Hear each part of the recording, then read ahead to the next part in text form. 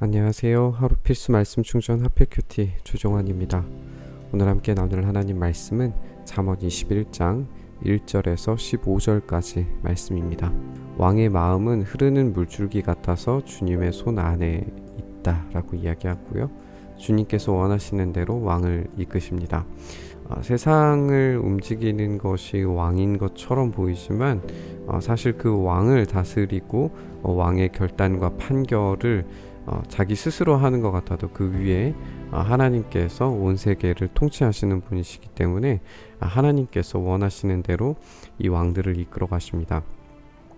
그러니까 이 왕은 단지 이스라엘의 왕뿐만 아니라 온 세계에 있는 그런 모든 왕들을 하나님께서 다스리고 통치하고 계신다라고 하는 사실도 생각해 보아야 됩니다.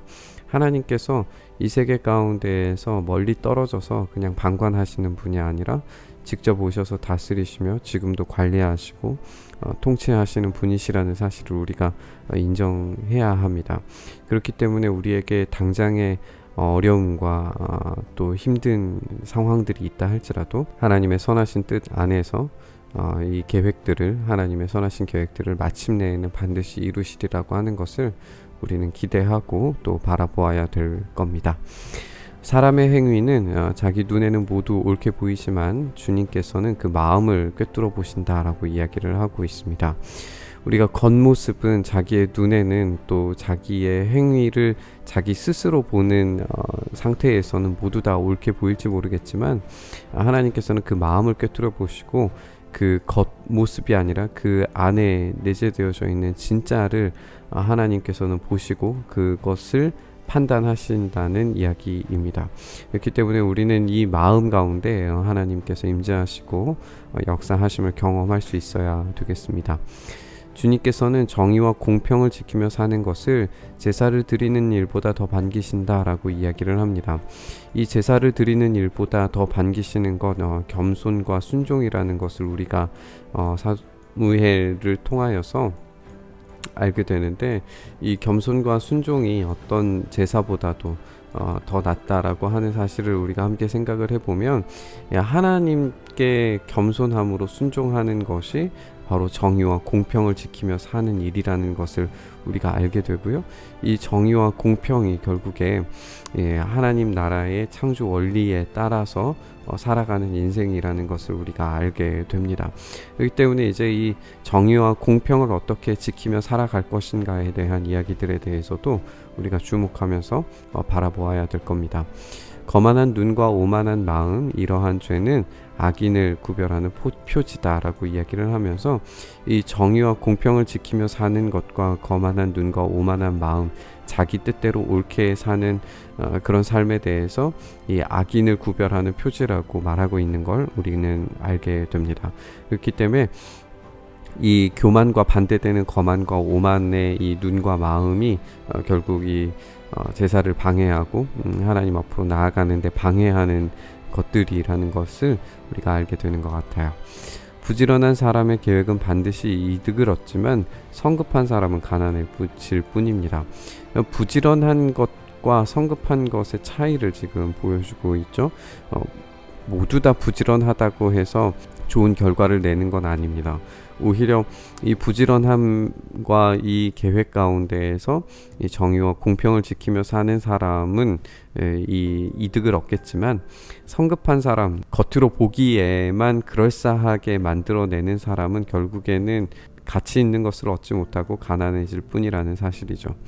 속여서 모은 재산은 죽음으로 몰아넣고 안개처럼 사라지게 될 뿐입니다. 악인의 폭력은 자신을 멸망으로 이끌기 때문에 그가 바르게 살기를 거부하는 것입니다. 죄인의 길은 구부러졌지만 깨끗한 사람의 행실은 올바르다라고 이렇게 이야기를 하고 있습니다. 우리가 구부러진 길과 또 바른 길, 이 사이 가운데 우리가 있다는 것을 잠언의 많은 이야기들을 통하여서 배우고 있는데 결국에 이 구부러진 길이 아니라 곧은 길, 하나님께로 올라가는 그 선한 길, 정직한 길, 겸손의 길을 우리가 살아갈 때에 하나님께서 높이시는 이 곧은 길 가운데에서 깨끗한 사람, 겸손한 사람의 이 행실 가운데에서 복을 받게 될 거예요. 그러나 이 죄인의 길은 스스로 거만하고 오만함으로써 정의와 공평의 길보다는 속여서 모은 재산과 악인의 폭력과 멸망으로 이끄는 것들로, 바람처럼 안개처럼 사라지는 것들로 그렇게 살아가기 때문에 결과적으로 파괴되는 인생을 살 수밖에 없습니다. 다투기를 좋아하는 여자와 넓은 집에서 사는 것보다 차라리 다락 한 구석에서 혼자 사는 것이 더 낫다라고 이야기를 하고 있어요. 우리는 잠언이 누구와 결혼할 것인가에 대한 이야기로 이루어져 있다는 것을 우리 계속 살펴보는데, 누구와 결혼할 것인가, 이 지혜 여인과 결혼할 때는 참 복된 인생이지만 어리석은 여인과 결혼하는 것이 얼마나 파괴적인 인생을 낳게 되는가에 대해서도 우리가 함께 생각해 봤어요. 그렇기 때문에 이 다투기 좋아하는 여자는 결국 어리석은 여자일 것이고, 어리석은 여자와 집에서 함께 사는 것보다 차라리 혼자 사는 것이 낫다라고 이야기하는 것은 이 결혼에 실패하는 어떤 그런 비참한 상황이라 할지라도 어리석은 여자와 결혼하는 것보다는 낫다라고 하면서, 이 어리석은 여자와 결혼하는 것이 얼마나 파괴적인 인생의 결과물인가에 대해서 다시 경고하고 있는 것을 우리가 보게 됩니다. 악인은 마음에 악한 것만을 바라기 때문에 가까운 이웃에게도 은혜를 베풀지 못한다라고 이야기를 하면서, 이 베푸는 삶에 대해서도 이야기를 하고 있어요.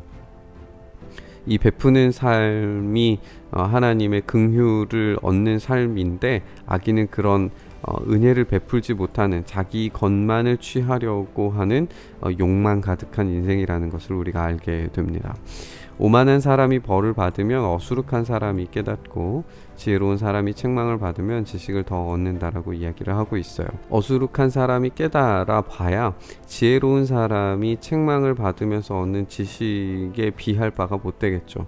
이 오만한 사람은 결국 이 교만함으로써 폭력과 구부러진 길을 걸어가는 사람일 테고, 이 사람이 아무리 깨닫고 돌아온다 할지라도 지혜로운 사람이 책망을 받음으로써 고난과 고통을 통과하는 이 삶이 훨씬 더 많은 지식과 복을 누릴 수 있게 된다는 것을 우리가 알게 됩니다.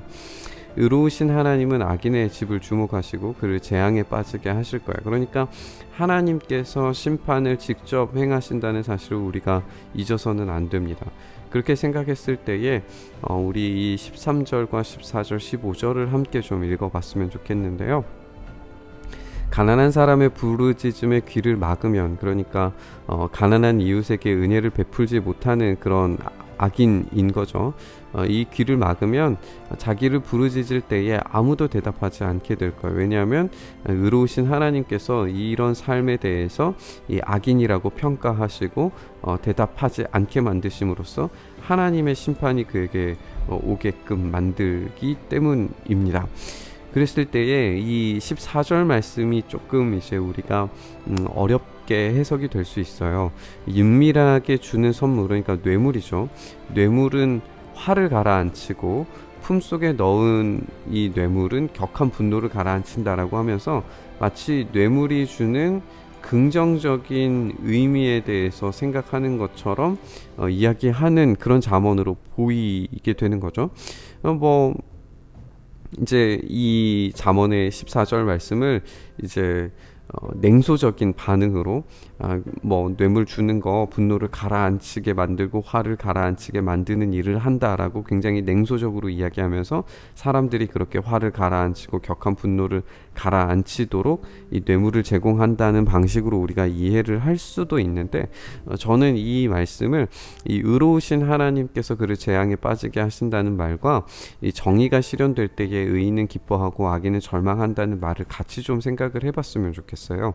그렇게 했을 때 14절의 말씀은 겉으로 보아서는 화를 가라앉히고 격한 분노를 가라앉히는 방식으로 이 뇌물이 작용하겠지만, 이렇게 뇌물이 작용함으로써 가난한 사람의 부르짖음에 귀를 막게 되고, 경제적인 뇌물을 통하여서 이 가난한 사람을 억압하고 아프게 만들고 부르짖음에 귀를 닫게 만드는 모든 상황 가운데 하나님께서 악인으로 판단하시고 악인을 주목하시고 그를 재앙에 빠지게 하셔서 아무 대답도 하지 않게 만드신다는 거예요. 그래서 최종적으로 의로우신 하나님께서 정의를 실현하실 때, 최종적인 정의가 실현될 때에 의인은 겉으로 봐서 잘된 일이라고 보여지는 이 14절의 일이 결국에는 실패한 것이라는 사실 때문에 기뻐하고, 악인은 이 실패로 인하여서 결국 절망한다는 이야기로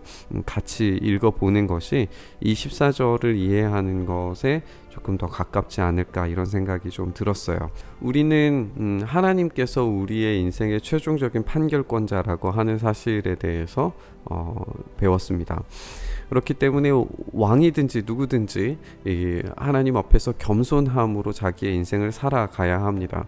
그러나 오만한 사람, 이 악인의 폭력으로 살아가는 사람, 그리고 나누기를 싫어하고 속여서 모은 재산으로 탐욕스럽게 사는 사람들에게 아무리 뇌물로 화를 가라앉히고 격한 분노를 가라앉히는 표면상에 잘 이루어지는 역사들이라 할지라도, 하나님께서 그런 악인들을 주목하시고 그들을 최종적인 정의가 실현될 때에 의인이 기뻐할 수 있도록 하시는 방식으로 일하시리라는 것을 우리는 기대할 수 있게 됩니다.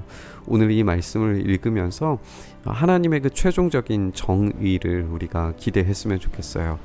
우리의 삶에서 당장의 눈앞에 보여지는 그런 부조리들과 이 부패한 삶의 현상들의 만연들 가운데에서 우리가 기대할 것은 결국 최종적인 하나님의 정의가 실현될 때라고 생각을 합니다.